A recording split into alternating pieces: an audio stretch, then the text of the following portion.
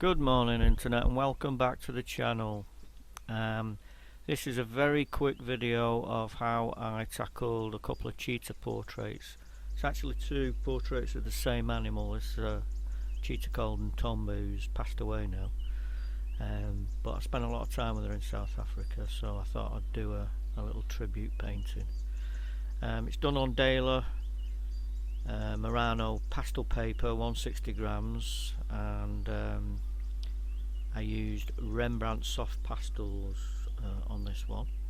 Probably would have been better off using a mixture of soft and hard pastels, because at this size some of the details in the eyes and the whiskers and that are a little bit difficult to get. But nevertheless, very simple background using burnt sienna, yellow ochre, raw umber for a dusty background. Laid the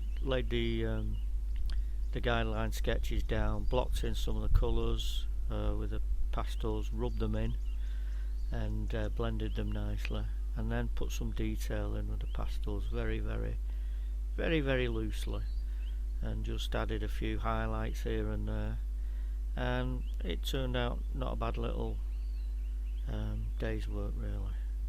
So there you go, have a go. So if you've liked this video, please give us a thumbs up and consider subscribing.